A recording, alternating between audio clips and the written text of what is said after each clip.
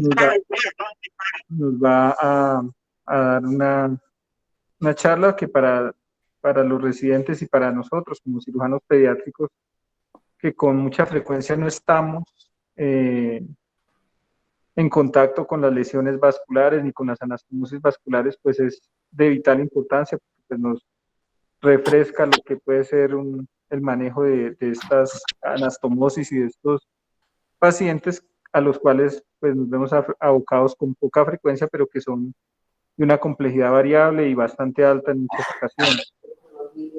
Sin más, pues le damos la palabra al doctor Piñeros para que comience la charla y nos sentimos muy honrados de tenerlo el día de hoy. Bueno, muchas gracias al grupo de cirugía pediátrica, al doctor Andrés Pérez por esta invitación y a su grupo de colaboradores allá en la Clínica Infantil con Subsidio, donde trabajamos en equipo. Y le agradezco de antemano también a las doctoras Daniela Mendoza y a la doctora Charia Costa, que me están ayudando acá en el soporte técnico de la presentación.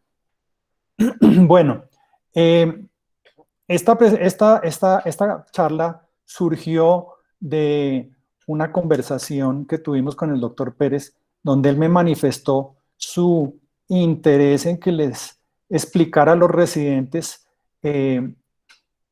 la técnica quirúrgica para reparar o reconstruir lesiones vasculares. A mí me pareció una buena idea, pero después echándole cabeza, pues caí en cuenta que explicar unos detalles técnicos sin enmarcarlos, digámoslo así, en un contexto, pues no es tan útil. Y modifiqué un poquito la charla al título que ustedes ya conocen, el abordaje quirúrgico del trauma vascular. Y pues esta presentación, esta charla, es apenas una introducción.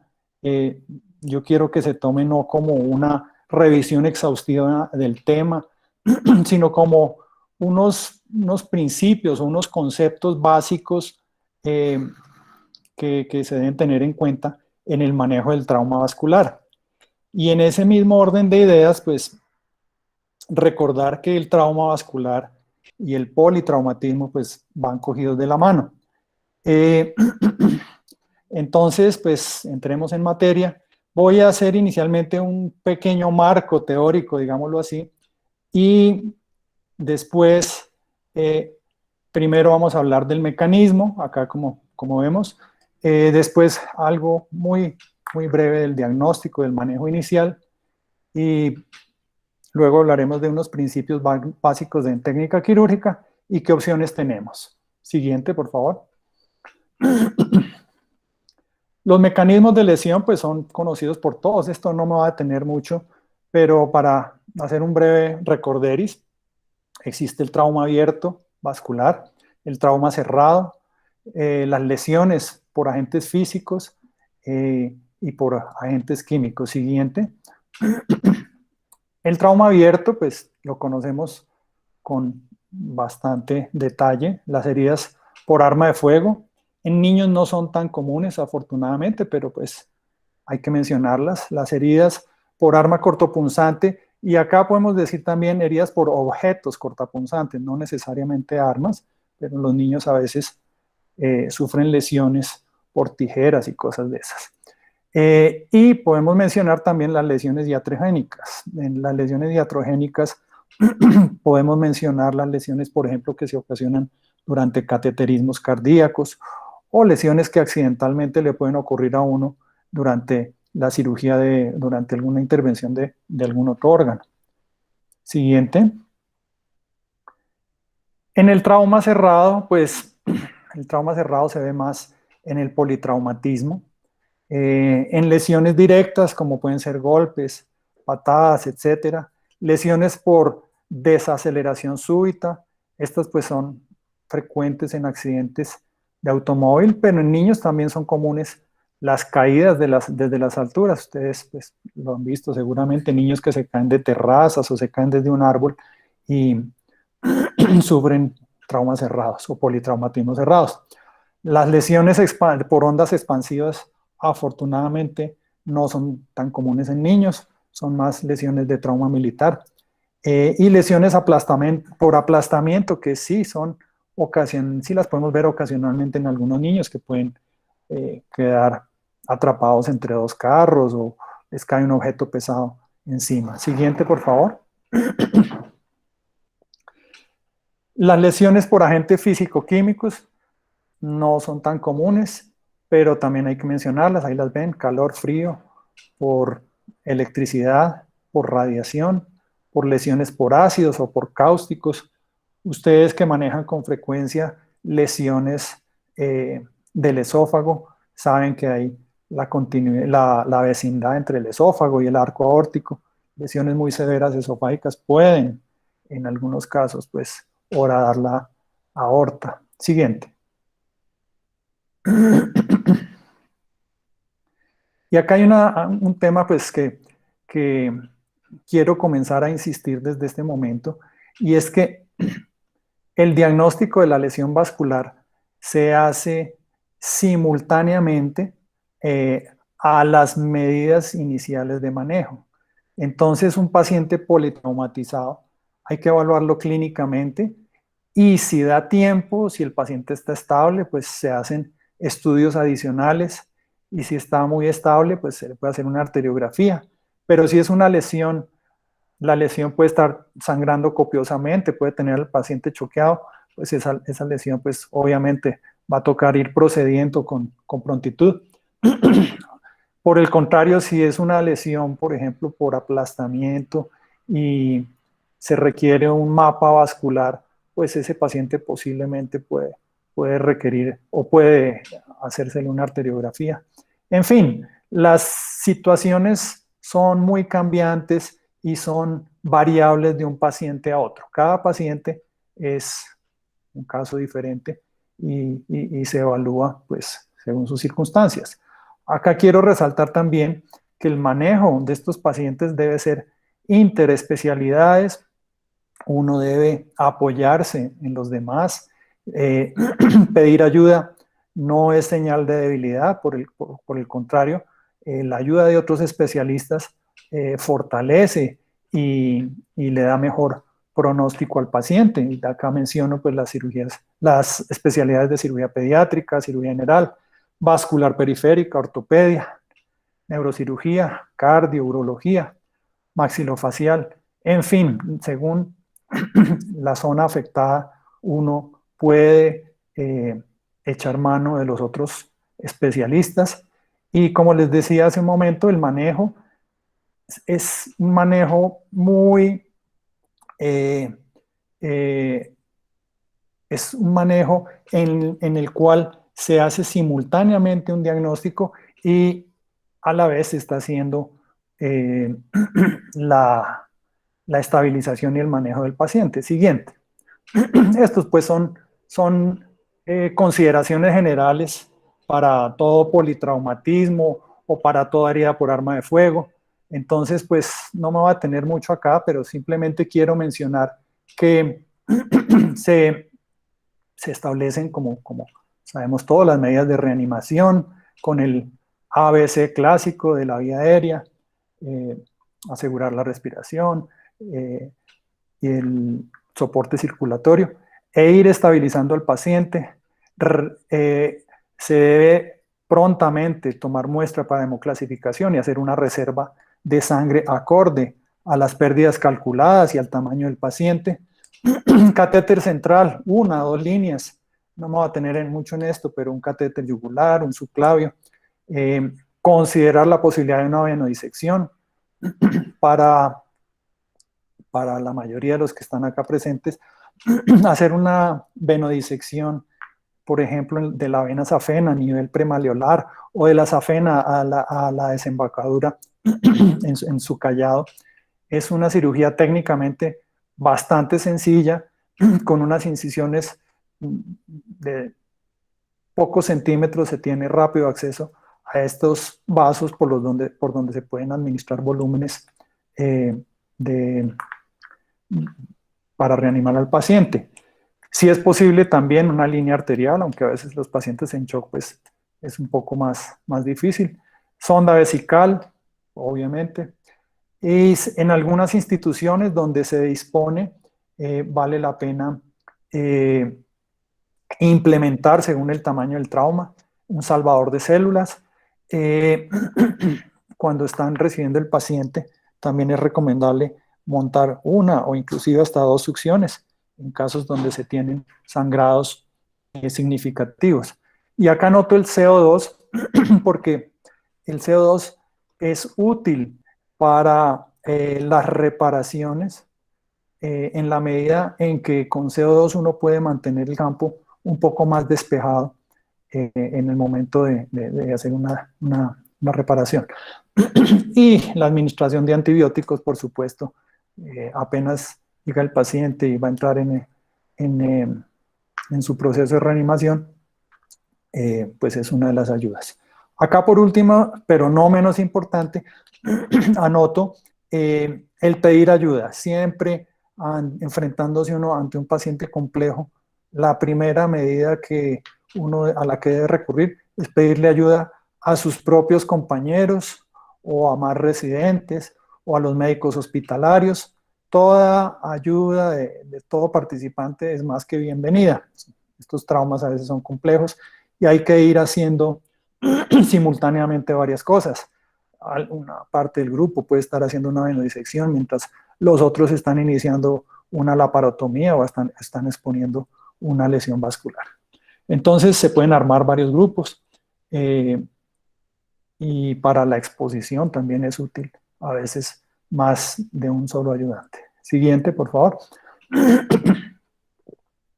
No me voy a tener mucho en esto, pero simplemente mencionar que las vías de abordaje y la exposición consisten en incisiones amplias. Recordar que el trauma vascular no permite ni se debe enfocar como una cirugía mínimamente invasiva, ni debe uno ponerse a pensar que la cicatriz tan fea, ni cosas de esas. A nosotros nos importa es lograr un control de la lesión y el tamaño de la incisión y la cicatriz es totalmente irrelevante. Acá menciono la compresión local.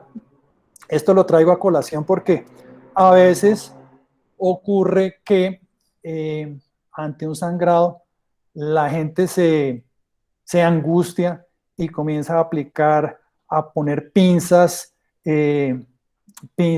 un poco, como se dice vulgarmente, a la topa tolondra. Y esas maniobras, en lugar de controlar el sangrado, lo que uno está consiguiendo es producir más daño, más lesión de la estructura sangrante. Entonces, acá es recomendable, en lo posible, hacer compresión sostenida sobre el sitio de sangrado, mientras que el cirujano extiende la incisión un poco más hacia arriba y hacia abajo para obtener lo que acá menciono como control proximal y distal del vaso sangrante. Este punto es de vital importancia. Lograr un control con clamps vasculares, no con disecciones, sino con clamps vasculares de la arteria o de la vena, o ambos, para después sí entrar a ver cómo es el daño y cómo es la reparación que vamos a efectuar. Acá menciono el no uso de torniquetes. Esto es importante porque en el común de la gente se emplea mucho el torniquete y ustedes saben, los torniquetes pueden producir lesiones vasculares muy severas. Es el último recurso al cual hay que echar mano. Siguiente, por favor. Entonces, cuando estamos enfrentados ante una lesión, una lesión vascular, primero hay que establecer la extensión de la lesión, cuánto daño o pérdida de tejido hubo. Hay que definir en ese momento si el vaso es reparable o si hay, por el contrario, que hacer una ligadura. Y esto es muy importante porque a veces se detiene uno o pierde tiempo intentando reparar vasos pequeños o vasos que no son tan significativos o vasos que pueden desarrollar circulación colateral fácilmente y que no es indispensable su reparación. También hay que tener en cuenta el grado de estabilidad hemodinámica del paciente y eso pues son todos factores que lo ayudan a uno a decidir qué tipo de cirugía va a hacer. Trombosis. La trombosis usualmente el vaso puede estar indemne exteriormente, pero su luz puede estar trombosada. Esto ocurre mucho en el trauma cerrado, ¿sí? Entonces uno dice, pero la arteria está buena. Está buena porque no está sangrando activamente hacia afuera, pero la lesión, el trauma vascular, produjo un desgarro intimal, seguramente se formó un trombo a partir de esa lesión y se trombosó la extremidad, de ahí, perdón, se trombosó la arteria de ahí para adelante. La disección consiste en el desprendimiento, ustedes lo saben, de las capas del vaso y se forma un flap intimal. Esto también puede ocurrir por trauma cerrado, también puede ocurrir con lesiones abiertas, pero lo importante entender de la disección es que son lesiones que se extienden a lo largo de la arteria y que a veces tienen recorridos largos. Menciono acá el reflujo porque cuando uno logra o cuando repara una arteria o logra quitar el segmento que está trombosado, en general una de las señales favorables y con las que uno concluye que el vaso pues quedó funcional o por lo menos está destapado y puede recibir flujo, es que al despinzar, al retirar las pinzas vasculares, se obtiene un reflujo adecuado. Siguiente, por favor. Y entonces acá ya comenzamos a hablar de algunos detalles de técnica quirúrgica, que es, digámoslo así, lo que más les atrae o les interesa a los residentes, que es, digámoslo así, el público al que más está dirigida esta charlita. Ya lo mencionamos como primer punto, una incisión amplia, extensa, que permita hacer control proximal y distal del vaso o de los vasos. Esto es un principio fundamental y es la manera en que uno tiene mejor visualización de la lesión. Si uno trata de pasar puntos a ciegas o meter pinzas a ciegas sin haber controlado el vaso con pinzas vasculares proximal y distalmente, generalmente lo que termina ocasionando es un daño, una lesión más extensa. Menciono acá que cuando existe una lesión mixta arterial y venosa, como a veces suele ocurrir, lo recomendado es hacer la reparación venosa inicial y después de corregido el problema venoso, ahí sí hacer como segunda etapa la reparación arterial. Esto debido a que si lo hacemos al contrario, la extremidad va a comenzar a recibir flujo arterial sin poder, digámoslo así, tener su retorno venoso y la extremidad, si la lesión es, por ejemplo, una lesión femoral o una lesión maxilar, pues la extremidad va a tender a edematizarse si no se ha corregido inicialmente la lesión venosa. Un principio básico de la cirugía vascular y en general de la mayoría de las anastomosis que uno intente, bien sea gastrointestinal, es que se haga una movilización de los dos extremos de los cabos arteriales o venosos para que la sutura que se haga quede sin tensión. Si la sutura queda a tensión, pues no se puede apretar, no va a quedar tan hermética o se va a desgarrar el tejido y va a sangrar. Entonces, los extremos no deben quedar tensos. Preferimos las suturas transversales en lo posible, ya que ocasionan menos estenosis residual. Si ustedes hacen una sutura longitudinal, el vaso va a tender a retraerse estenosándose pues en un segmento más largo. Las suturas transversas, en cambio, pues no producen, mejor dicho, al retraerse los bordes no producen estenosis. Si llegamos a necesitar de parches, que lo vamos a mencionar ahora un poco más en detalle, sus bordes o sus extremos deben ser redondeados, no deben ser parches terminados en punta. Y los bordes de reparación, cuando se intente hacer una sutura vascular, deben ser bordes nítidos, no deben ser bordes irregulares o bordes que contengan tejido conectivo, ya que esto pues hace que la sutura se trombose más fácilmente.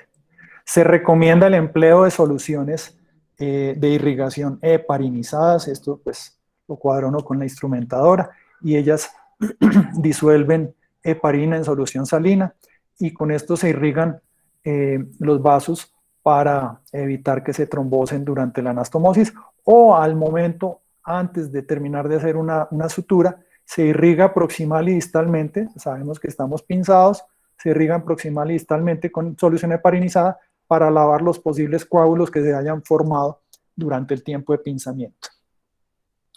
Acá en otro detalle que es reparar con pinzas con puntas protegidas, es decir, las suturas no las debemos pinzar con material, con las pinzas normales, ya que estas pinzas tienden a debilitar o a fracturar las suturas.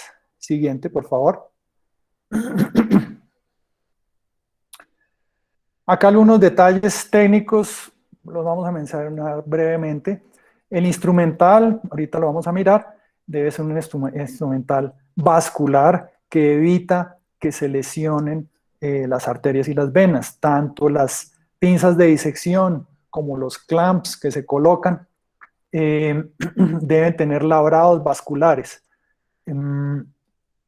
Las suturas, pues las suturas cardiovasculares o vasculares son las suturas ideales. Estas suturas generalmente son materiales monofilamentos. El polipropileno es la sutura más empleada y son suturas que tienen agujas dobles en sus dos extremos, y vamos a explicar por qué ahora en un momento.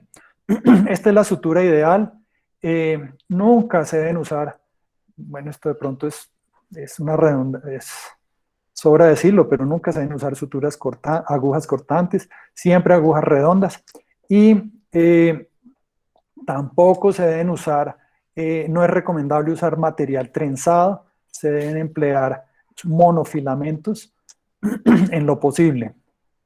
Prácticamente nunca utilizamos monofilamentos absorbibles. Yo sé que en otras especialidades sí se usan, pero nosotros no.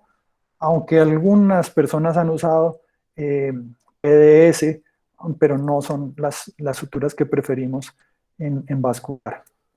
Los parches, pues hay de muchos tipos, pero los más importantes son los parches sintéticos de Dacron, los parches de politetrafluoretileno, PTFE, y los parches de pericardio, que pues, se usan mucho en cirugía cardíaca. Injertos también, hay tubos de distintos calibres, comienzan desde los 3,5 milímetros, pero para reparaciones vasculares pues se usan tubos más o menos entre los 6, 8, 10 milímetros. Estos tubos también se pueden usar y se pueden abrir y se pueden usar ocasionalmente como parches. Si disponen de catéteres de Fogarty, es una herramienta útil en caso de que se sospeche que haya una trombosis distal en la arteria afectada. Succión, ya lo dijimos, soluciones de irrigación. Si disponen de visión de aumento, mucho mejor. Yo sé que muchos cirujanos pediátricos usan visión de aumento ya como parte de su rutina. Esto es altamente recomendable para las reparaciones vasculares y ojalá si disponen de un frontoluz, pues también es una gran ayuda. Siguiente. El instrumental, ya lo dijimos, las disecciones, las pinzas y los clamps deben ser con labrados vasculares atraumáticos. Las tijeras también preferiblemente utilizar tijeras de punta fina. Las tijeras de POTS que usamos en cirugía vascular son muy recomendables. Y los separadores automáticos son también altamente recomendables para exponer uno zonas más profundas. Las pinzas que les decía, las pinzas de reparo para las suturas, se recomienda ponerles protección, que se hace fácilmente con una sonda de alimentación. También venden unos protectores como de caucho. Y estas pinzas ayudan a mantener los hilos tensos para que no se aflojen y evitan también que se enreden cuando está uno haciendo la sutura. Recordar que las suturas no se deben pinzar con pinzas de Kelly o pinzas mosquitos sin protección. Siguiente, por favor. Acá mostramos pues unos separadores automáticos, pues ustedes los conocen muy bien. Estas pinzas permiten y facilitan una exposición vascular. Siguiente. Un separador de Gelpi, conocido también por muchas personas. Hacen ustedes la incisión extensa, ponen sus separadores de Gelpi, disecan proximal y distalmente los vasos, los controlan, los reparan y estas pinzas facilitan la exposición. Siguiente, por favor. Y acá les voy a mostrar pues rápidamente, esto pues ustedes lo encuentran en cualquier manual de instrumental quirúrgico. Esto es un bulldog. Ven el labrado que tiene es un labrado vascular. Este bulldog tiene un resorte y pues también se puede utilizar para un control vascular. Los bulldog pues son para estructuras más bien pequeñas. Siguiente. Y vienen los clásicos clamps de vasculares. Esta es una pinza angulada grande. Siguiente.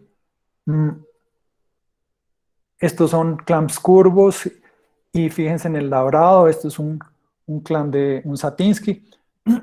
Estas pinzas anguladas y sobre todo estas que tienen una figura así como en C, tienen la ventaja de que se puede, entre comillas, pellizcar la estructura y el propio clamp puede hacer a veces control proximal y distal del vaso si es una lesión pequeña.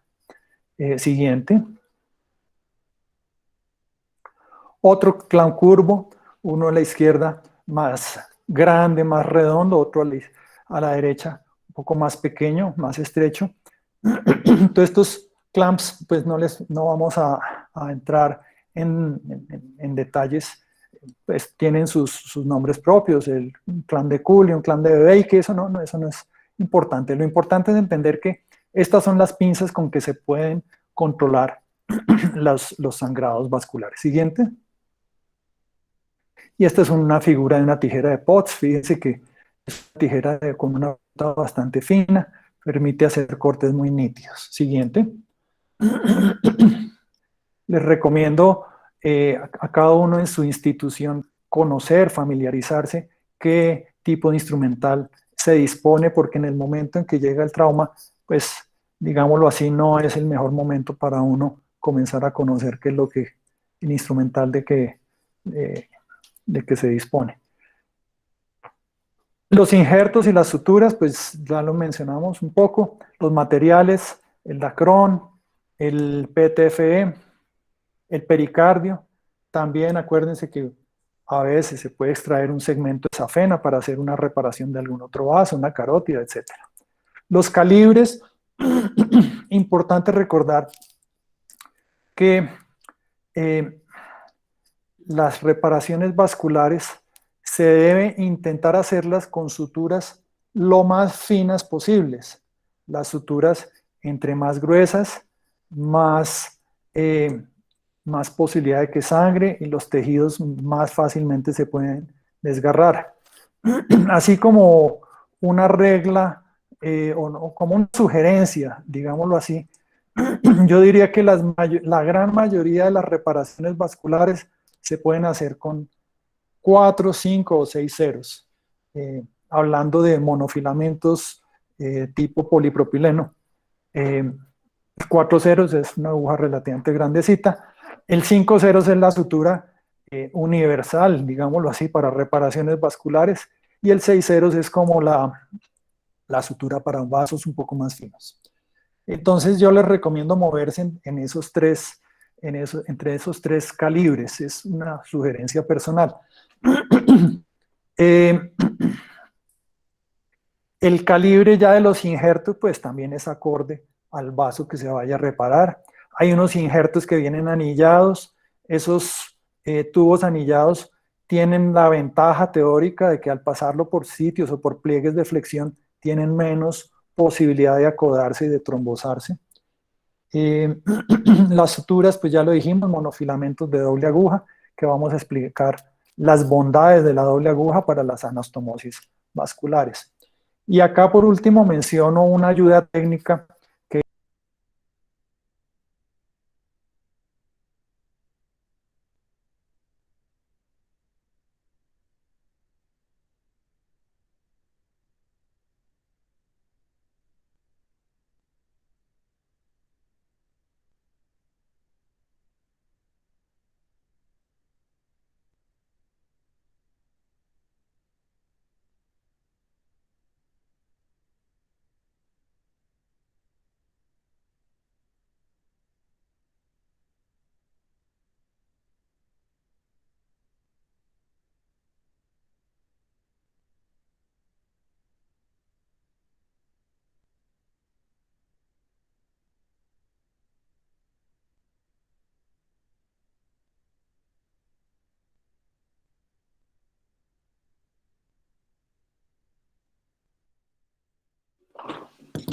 Doctor Piñero nos está escuchando, creo que tiene problemas de conexión.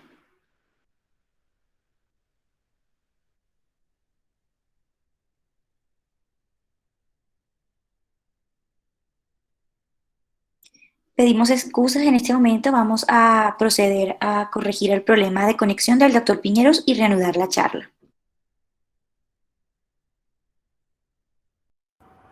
Correcto, está muy buena.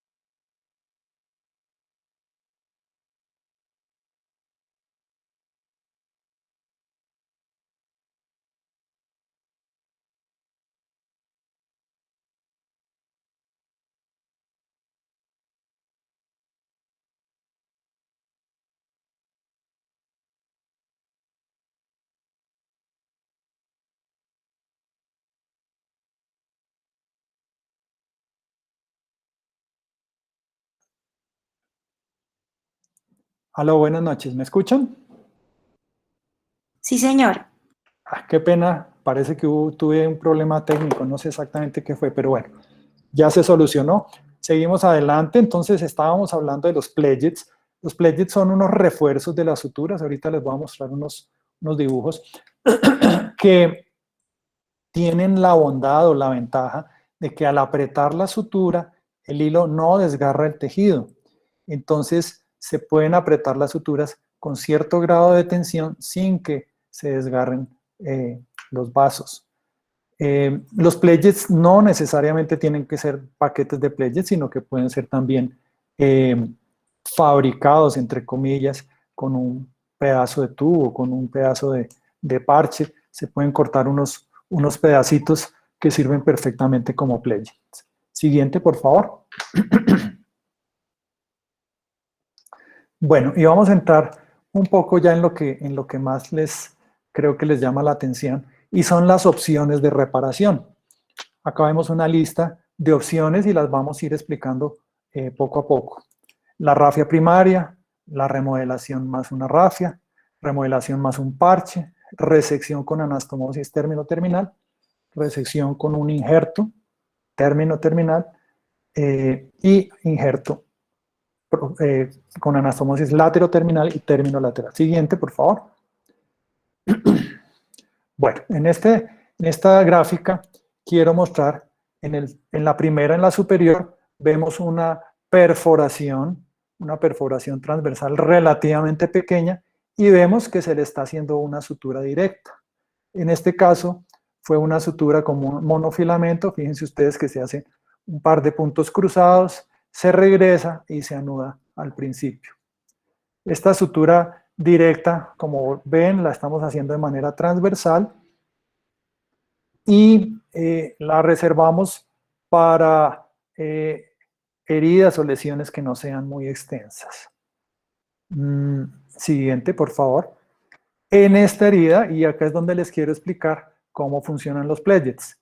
Fíjense ustedes en el dibujo superior, pasamos un punto de doble aguja con un pledget que está a la mano derecha, lo pasamos a través de la perforación y al salir ponemos lo que llamamos nosotros el contra pledget, es decir, las agujas vuelven y pasan a través de un segundo pledget. El segundo punto de ese vaso pues tiene exactamente la misma conformación. Y abajo ven ya cómo queda la lesión reparada con puntos separados con pledget.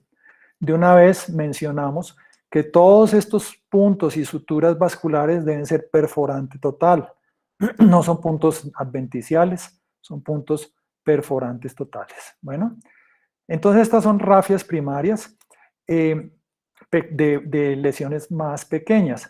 Acá en este caso vemos una lesión un poco más extensa y fíjense acá que la técnica que usamos es un poco distinta. La sutura que empleamos, como trae dos agujas, podemos partirla por la mitad y con uno de sus extremos nos venimos, en este caso, digamos, de arriba a abajo, haciendo una sutura al derecho. Fíjense que se hace parcialmente una sutura en un sentido, la aguja sale hacia un sentido y desde el extremo inferior nos venimos en el sentido contrario y la aguja sale al lado contrario a donde salió la primera aguja. Estas dos suturas pues las anudamos en el centro y de una vez mencionamos que es muy importante en técnica vascular intentar siempre hacer la parte más difícil o reparar la parte más complicada primero para dejar, digámoslo así, la zona más fácil para el final. En este caso, como en muchas cosas en cirugía, los extremos, los vértices es la zona que debe ser dirigida inicialmente para que el nudo final quede en una zona cómoda. Si nos venimos desde un extremo y tratamos de anudar al final en el otro extremo, probablemente ese extremo donde vamos a anudar, como los últimos puntos no se pasan con buena visión, porque ya la herida se está cerrando, pues hay posibilidad de que quede una deficiencia técnica. Siguiente, por favor. Bueno, perdón, hago un paréntesis. Todo esto es haciendo la salvedad que el vaso está controlado proximal y distalmente con sus respectivos clamps. En este caso, tenemos en el dibujo de arriba una lesión más o menos extensa y vemos que sus bordes ya no son tan nítidos, son irregulares. Entonces, con la línea punteada, por la línea punteada, cogemos con la tijera de Potts o una tijera fina y remodelamos el borde. Fíjense que en el dibujo central ya los bordes son más nítidos y la reparamos como hicimos anteriormente, con una sutura anclada en los dos extremos, con dos suturas que se encuentran hacia la región central, y en el dibujo de abajo vemos que se anudó la sutura en la porción media. Siguiente, por favor. En este caso vemos que en el dibujo de arriba la pérdida de material o de tejido, eso era a lo que me refería hace un rato en la evaluación. Acá la pérdida de tejido es más extensa, sin embargo, pues la cara posterior del vaso todavía se conserva bien. Entonces acá se decidió colocar un parche. En el dibujo del centro vemos cómo se coloca un parche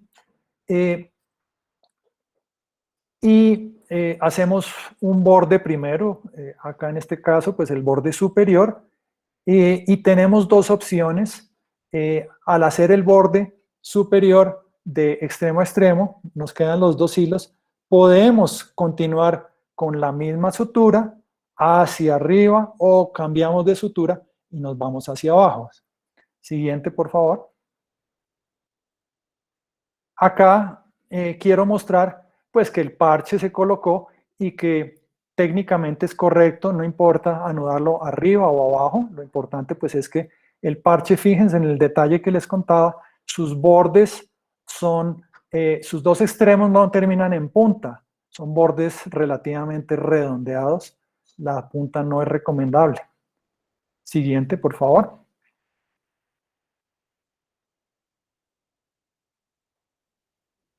Bueno, y esta es, digamos, la parte en la que me quiero detener un poco más y que me parece que es de más interés para la gente que está en entrenamiento.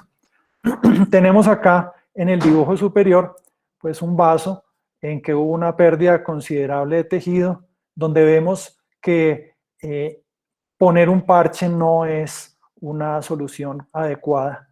Entonces, ¿qué hacemos? Básicamente lo que hay que hacer en este caso es hacer una resección de la zona destruida, digámoslo así, y dejar bordes nítidos en los dos extremos del vaso. Fíjense que en el dibujo intermedio ya quedó una pérdida de sustancia moderada, considerable, y fíjense que en el dibujo inferior hay unas flechas dibujadas en cada uno de los dos vasos. Esto significa que el vaso lo debemos movilizar, debemos liberar sus adherencias de tejido conectivo, debemos tratar de aproximarlos, y acá se aplica entonces uno de los preceptos que mencionábamos al comienzo: las suturas deben quedar sin tensión. Si ya tenemos los dos vasos y se acercan cómodamente sin tensión, pasamos al siguiente paso. Siguiente. Y acá esta parte me parece fundamental y quiero que le pongan bastante cuidado. Aplicamos el precepto de hacerlo más difícil o lo más incómodo primero. Si tenemos este vaso, entonces lo recomendable, o lo que yo les recomiendo, es hacer la cara posterior inicialmente. Entonces tomen nota, el hilo, la sutura, yo digo hilo, perdón, pero la sutura la reparamos en la porción superior izquierda. Una de las dos agujas se repara con una pinza protegida y comenzamos, fíjense en el extremo izquierdo de ese vaso, comenzamos de afuera adentro y trabajamos la cara posterior desde el interior de la arteria. Nos vamos haciendo una sutura circular continua, entrando por el extremo derecho saliendo por el extremo izquierdo, y fíjense que nos vamos con una circular continua, y esa aguja, fíjense que la aguja está saliendo en la porción inferior derecha, que si miramos esa anastomosis de frente. Entonces vuelvo y les repito, comenzamos de la porción superior izquierda por fuera, entro a la luz de los dos vasos, hago la sutura por dentro, me voy por dentro, por dentro, por dentro, y llegando al extremo de abajo, saco la aguja de adentro afuera.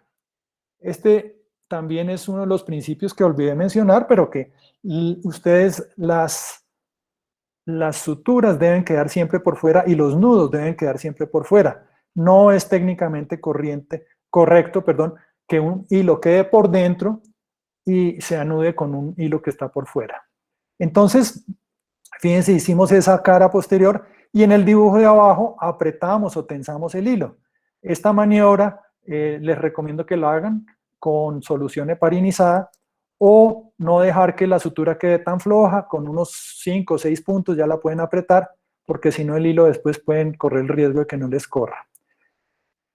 Entonces, en este momento, hicimos la cara posterior, reparamos nuestro hilo de la mano derecha inferior y nos venimos con el otro extremo que habíamos reparado inicialmente. Siguiente diapositiva, por favor. Y este es el truco que les recomiendo que se fijen con cuidado y que aprendan. Fíjense en el primer dibujo, el de arriba, nos venimos con el hilo de la cara superior haciendo la cara anterior por fuera. Entonces, vuelvo y les repito, la cara posterior la hicimos inicialmente por dentro y la cara anterior la hacemos por fuera. Fíjense que el hilo va haciendo sutura circular continua y sale al frente del primer hilo inicial.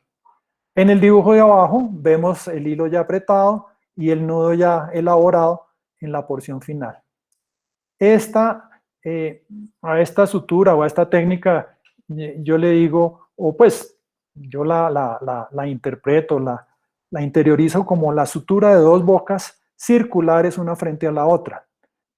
Es la forma en que uno lo visualiza y en que si uno la tiene mentalmente entendida, no tiene por qué equivocarse, no tiene por qué quedar mal. Mejor dicho, es una forma de interiorizar cómo está uno elaborando la sutura. Si hacen la cara posterior, que en este caso es lo más difícil, entre comillas, la cara anterior ya queda más fácil de resolver. Siguiente. Y viene una, digámoslo así, derivada de la cirugía anterior, y es cuando tenemos igual una pérdida de sustancia importante o extensa con dos extremos que quedaron muy lesionados. Entonces nuevamente regularizamos los bordes, debe quedar como el dibujo de la mitad, y interponemos un injerto. Ahí abajo está representado un tubo de Dacron, y este tubo de Dacron, si ya hemos interiorizado y sabemos cómo se hacen las anastomosis de dos bocas circulares, pues es simplemente hacer las anastomosis, doble anastomosis, una anastomosis a la izquierda y luego una anastomosis a la derecha con la misma técnica, ¿sí? Ambas anastomosis se hacen. Ahora, si se fijan en detalles, la primera anastomosis, que sería la de la izquierda, comenzamos de afuera adentro en la arteria y la hacemos por dentro. Después anudamos, después venimos con la segunda sutura que se hace por fuera. Esa sutura le entra al injerto y sale por la arteria y se anuda en el extremo de abajo a la izquierda. La sutura derecha es al contrario. Es un principio relativamente sencillo de entender. Siguiente, por favor.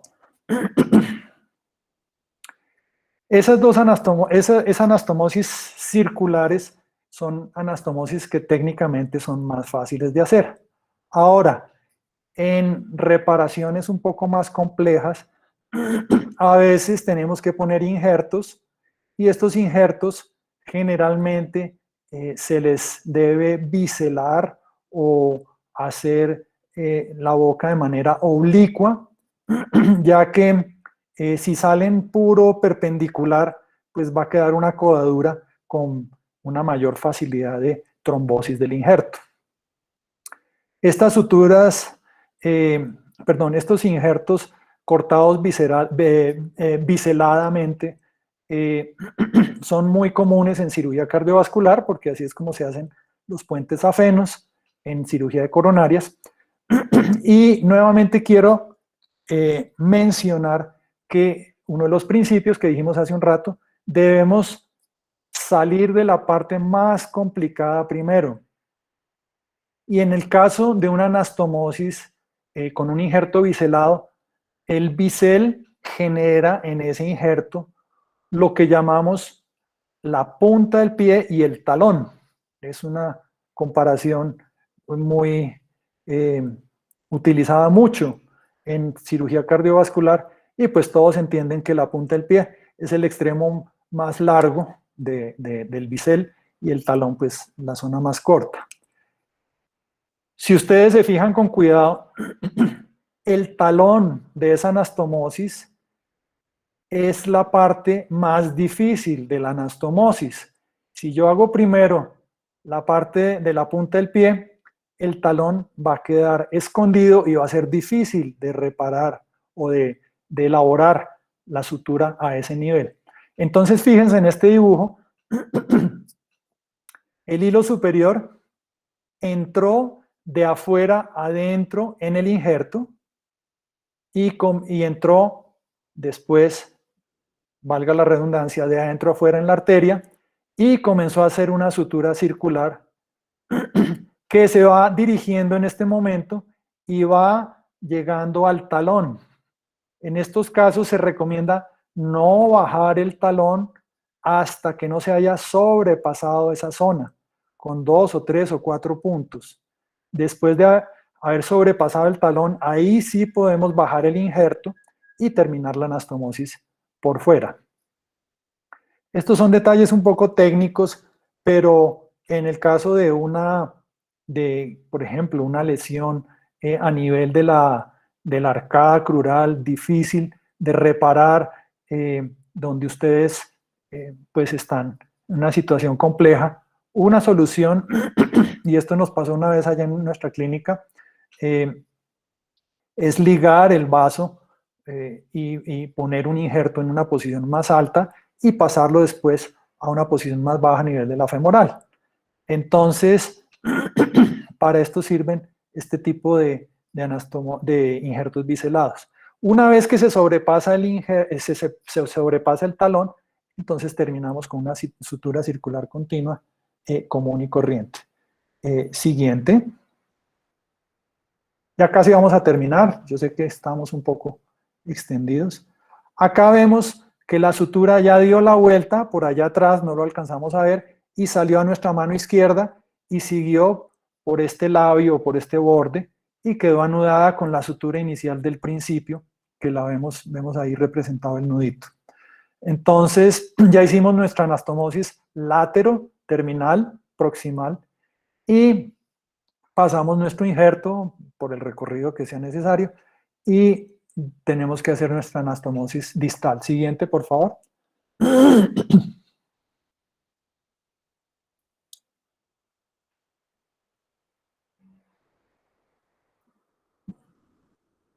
No, espérate un segundo, acá hubo esta es la, antes una menos.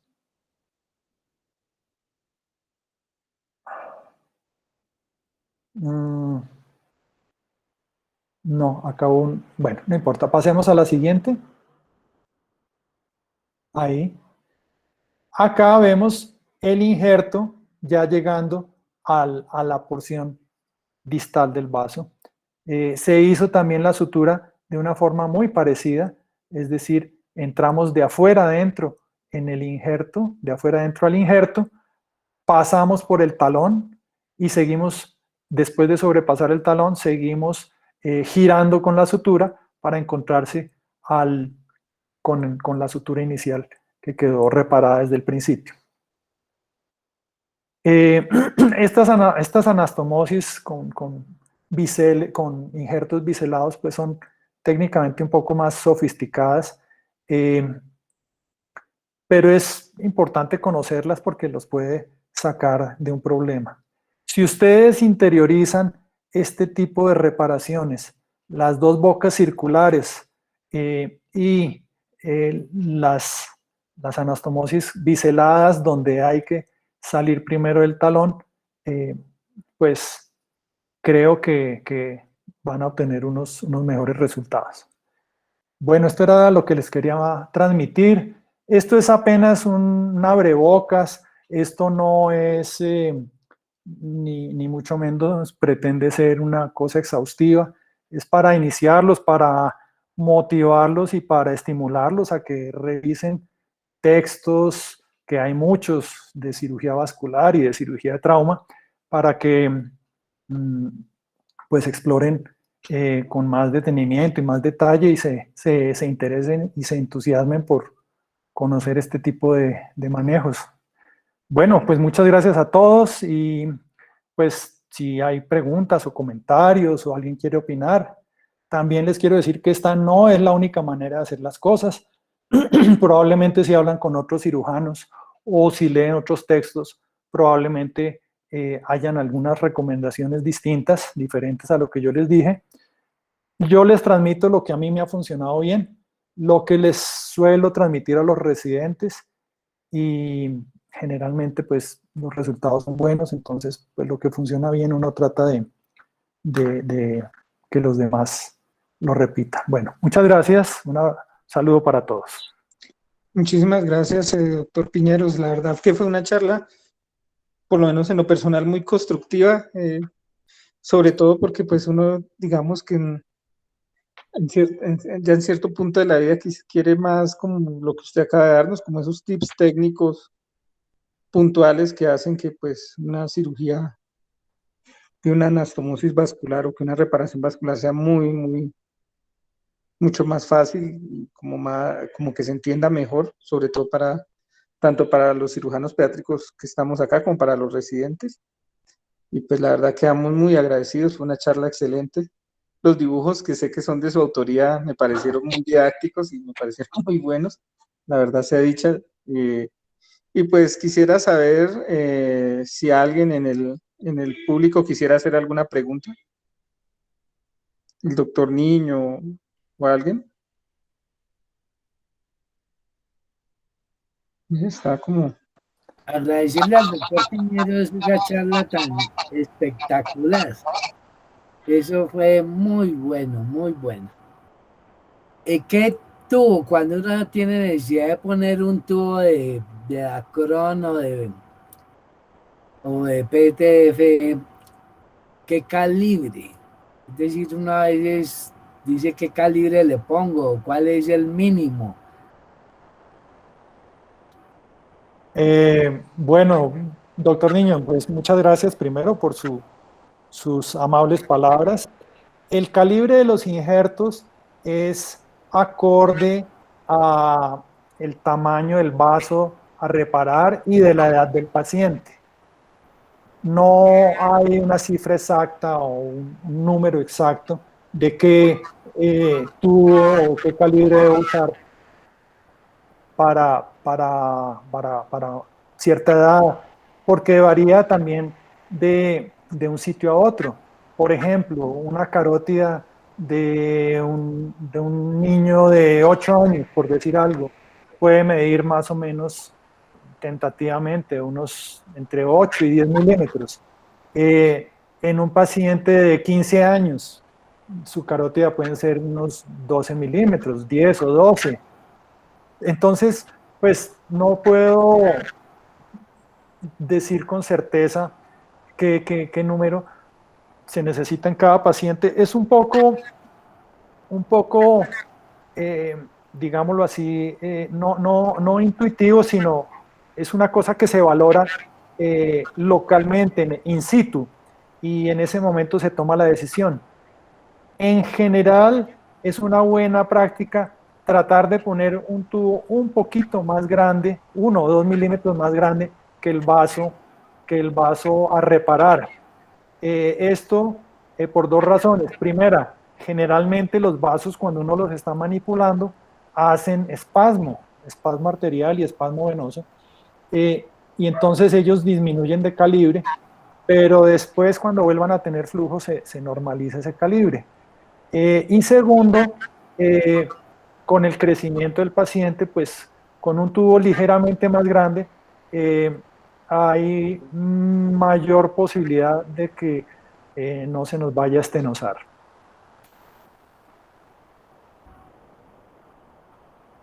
Gracias, doctor. Bueno, mi doctor Niño. Olvidé mencionar también un detalle técnico para los que les gustan los detallitos, es que las bocas anastomóticas, cuando se pone un injerto oblicuo, la boca del injerto oblicuo debe ser un poco más grande que la arteriotomía, y busca uno que se forme lo que llamamos en cirugía cardiovascular una anastomosis en cabeza de cobra, es decir, la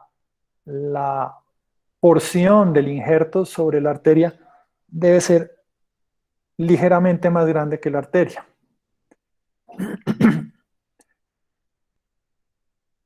Bueno, doctor Piñero, muchas gracias por cada detalle técnico.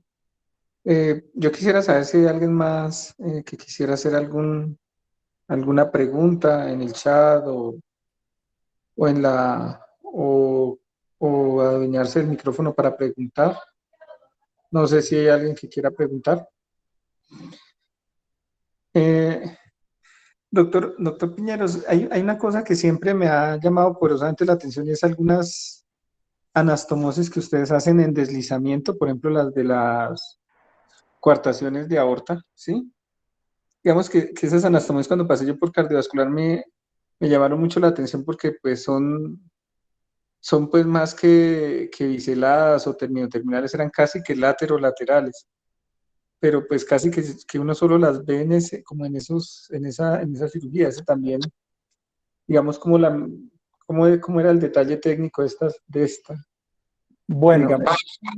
digamos que esto es ya tema no es tanto como de trauma, pero podemos mencionar o decir que en corrección de coartación de aorta, la primera opción, la mayoría de las veces, es intentar hacer una resección y anastomosis término-terminal.